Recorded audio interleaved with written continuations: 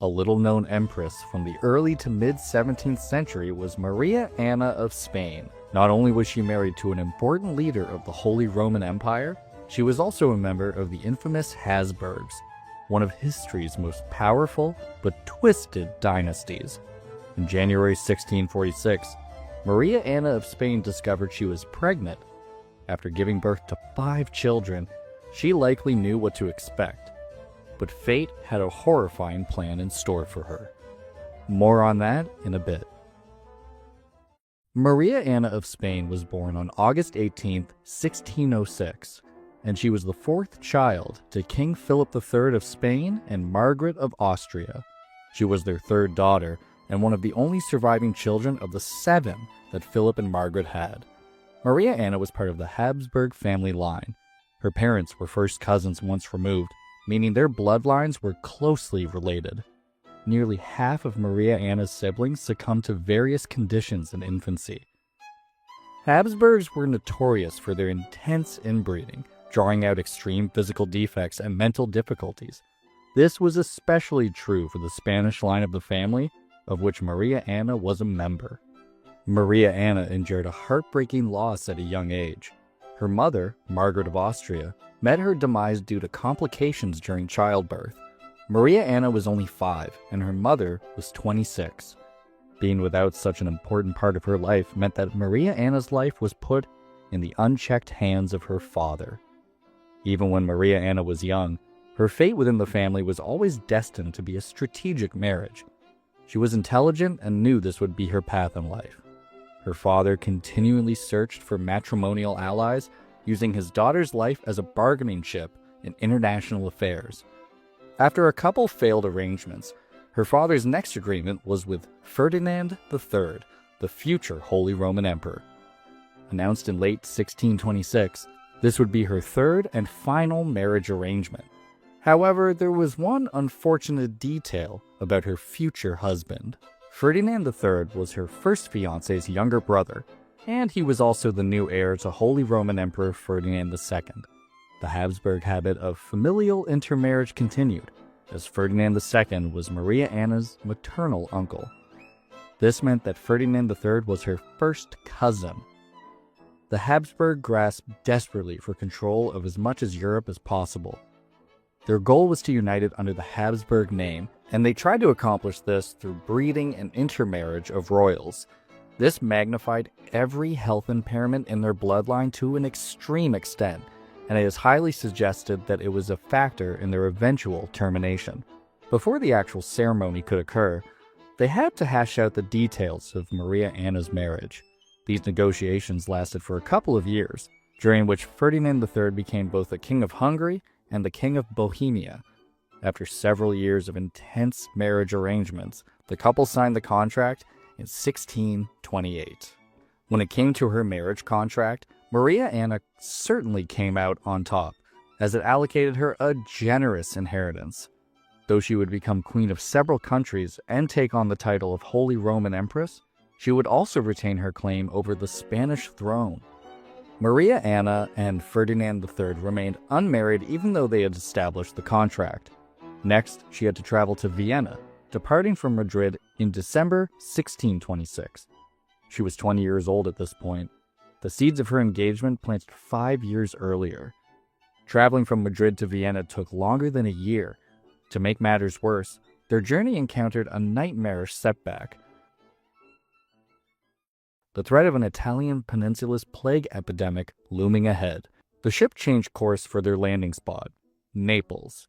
There, Maria Anna finally got her hands on the Golden Rose. With that part of her journey completed, she and her party continued on their pilgrimage to the Basilica della Santa Casa to honor the Virgin Mary.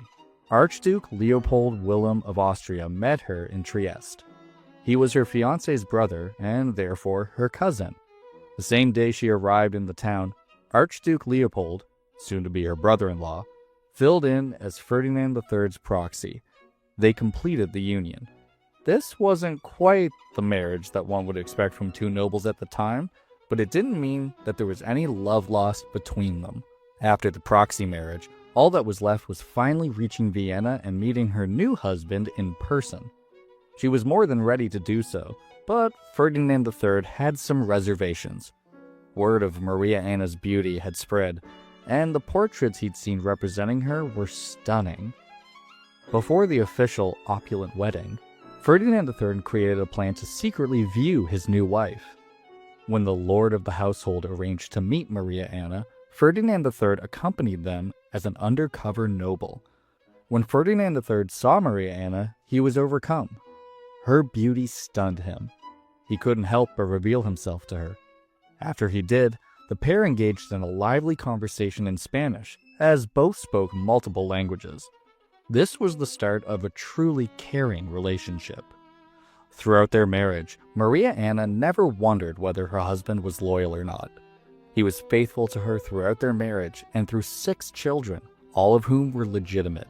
Her lovely temperament eased Ferdinand's dark moods. Their marriage was a strong one, both privately, publicly, and politically.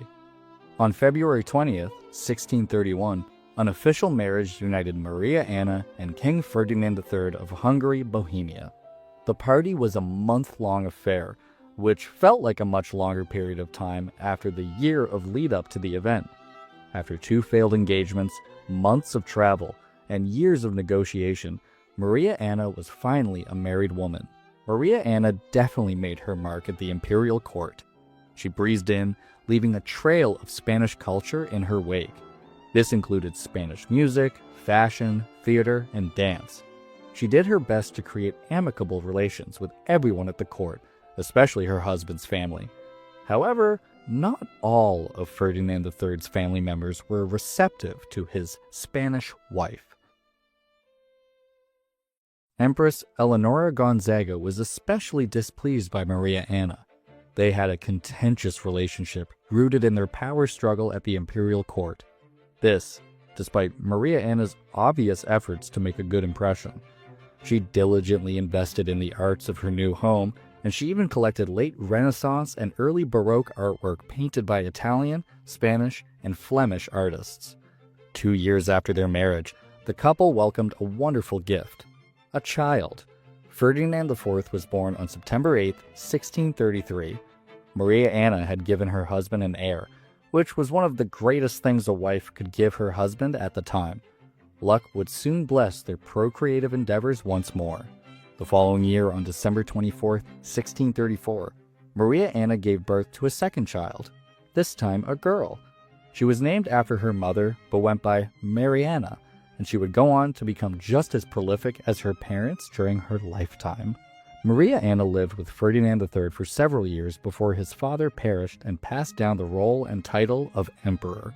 But she witnessed Ferdinand III's first coronation for a title that indicated he would become the Holy Roman Emperor. The Archbishop of Mainz selected him to be the King of the Romans in September 1636, and a week later, the Archbishop crowned him. On January 21, 1637, Maria Anna was crowned Queen of Germany. For a young woman at the time, she was making quite a name for herself. She and her husband were in line to become imperial leaders, and she could still claim control of Spain should the occasion arise. February 15, 1637, brought about a nation-shattering incident. Ferdinand III's father, Ferdinand II, Holy Roman Emperor, passed away. The empire was in the later years of the 30 Years' War, and Maria Anna and Ferdinand III inherited an empire in the throes of conflict and financial instability. As Ferdinand III's wife, Maria Anna inherited her fair share of power. She became the Holy Roman Empress and Sovereign Queen, and later, the forces that be crowned her Queen of Hungary. She was always interested in politics, as indicated by her involvement in her earlier engagements. On July 15, 1637, Maria Anna brought another son into the world, Philip August, Archduke of Austria. But she didn't stop there. The following year, she birthed Maximilian Thomas, Archduke of Austria, on December 21, 1638. After enduring the loss of the Holy Roman Emperor earlier that year, 2 new imperial children were excellent events to celebrate alongside the coronations of Maria Anna and her husband. Not even a year after Maximilian was born, something strange and terrible happened to Maria Anna. June should have been an insignificant month, But on the 22nd, Philip departed from this world a mere month before his second birthday. 7 days later, Maria Anna lost another son. Maximilian wasn't even a year old when he perished. Infant mortality was one of the potential risks of inbreeding, and may have played a role in this double tragedy. Maria Anna endured 2 losses in less than a fortnight. Her sadness could have destabilized her role as Holy Roman Empress and wife to Ferdinand III. It was 2 years filled with intense highs and intense lows, but Maria Anna persevered through it all. She had to help her husband rule an empire, and she didn't let her feelings get the better of her. Her lost children also didn't stop her and Ferdinand III from trying to have another child. Maria Anna carved out an important niche for herself. She was the main arbiter between her husband and their Spanish family members. Many different loyalties pulled at her. Spaniards filled her court, and she often hosted Spanish ambassadors and diplomats. Her presence in the imperial court did wonders to strengthen those ties, as Spain had spent many years supporting the empire when Ferdinand II was in power. Maria Anna and her brother often acted as counsel to her husband. Their impact on Holy Roman Emperor Ferdinand III was very influential to his political movements. They greatly strengthened the bonds between Madrid, Brussels, and Vienna. Ferdinand III trusted Maria Anna and her judgment so much that at one point he named her regent during his absences. During the numerous times when he had to travel to the Kingdom of Bavaria during the 30 Years' War, she took control of the Venetian imperial court. Maria Anna was in Austria with her children as they evaded the encroaching Protestant Swedish forces. They fled back to Vienna where they hoped to be safe, then briefly escaped to Graz in Austria. When they thought they were safe, they traveled back to Vienna, only to find more turmoil. As it turned out, something even more terrifying was taking over their home. The plague was ravaging the city, and they couldn't risk contracting the illness. Returning to Linz was their only option. The end of their constant voyages could have all gone smoothly if it weren't for one unexpected curveball. In January 1646, Maria Anna discovered she was pregnant with her 6th child. It was mere months later, on May 12th, that complications arose with her pregnancy. After 5 children, her 6th could have been a simple, straightforward experience. But whether due to the stress of impending invasion or the travel, Maria Anna fell horrifyingly ill. A fever struck her and she bled profusely, which made everyone think there was something wrong with her baby. But when the baby didn't come, Maria Anna began losing to the sudden, painful experience. On the morning of May 13th, Maria Anna succumbed to her illness, which some sources claim was preeclampsia. With great haste, the child was removed from her mother's womb via cesarean section. Thankfully, she was still alive, and they named her Maria after her mother. She was very briefly the Archduchess of Austria until she too met her demise several hours later. Maria Anna and her baby Maria were buried together in the imperial crypt alongside her sons Philip and Maximilian. Maria Anna's loss devastated her children and husband. Ferdinand III was so impacted by her demise that he couldn't bring himself to attend the funeral. It wasn't until he returned to Vienna in August, 3 months later, that he was able to properly pay his respects. Despite Maria Anna's passing not even 2 years prior, 39-year-old Ferdinand III married his 16-year-old cousin, Maria Leopoldine of Austria. They had a single son, whose birth took her from her new husband in 1649. Ferdinand III's sadness saw an end when he met his third wife, Eleonora Gonzaga, daughter of the Duke of Rethel. This time, they were second cousins twice removed. They had 4 children together, one of which was an infant mortality. Maria Anna's life wasn't as short-lived as her fellow Habsburg cousins.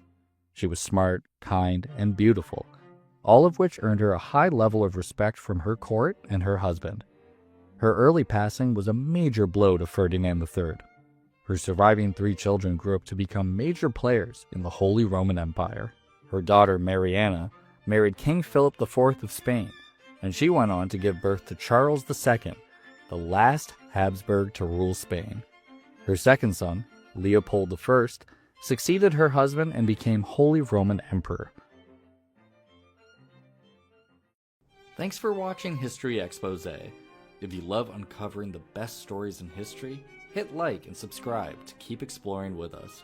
Don't forget to visit our main page, Factinate, for more incredible facts about everything.